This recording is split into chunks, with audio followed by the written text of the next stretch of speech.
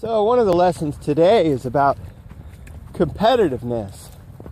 It's one of my main topics when I talk about dog problems, is that if you look at competitiveness and you put a number on the situation that you're in from 1 to 10, the dynamics that go involved in your dog's behavior are set by that. Almost specifically is the competitiveness of what's going on in the different dynamics.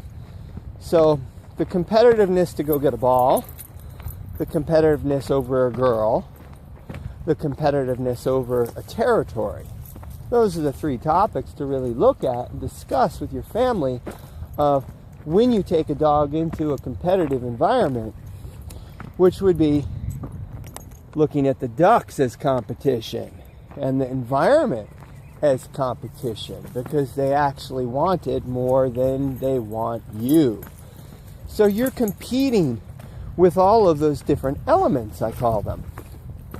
And that's what's important to do, is to take a look at the competitive nature of your dog in particular and do some brain work and figure some of these things out. Now today specifically was interesting because I had 3 boys and my little dog Manny. And what I did was I switched back and forth between a few sub-packs, and then I did have everybody off leash, and immediately almost I started to lose control over the dogs that I normally have good control over.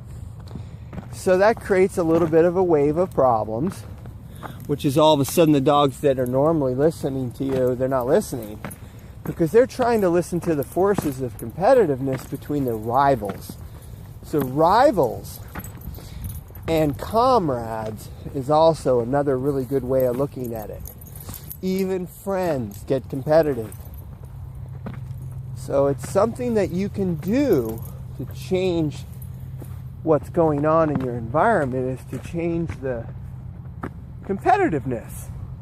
And by that I mean, I took Brody out of the picture and I put him on a tie out and I put him on a down. Yep, out in the wilderness. And I took him out of the pack. And then and that was his punishment, because he was getting too rough. And I have a wonderful new dog, and he's not allowed to beat up the other dogs. That's why he's here, is that he's working on dogs that he competes with. Sometimes he loses his head.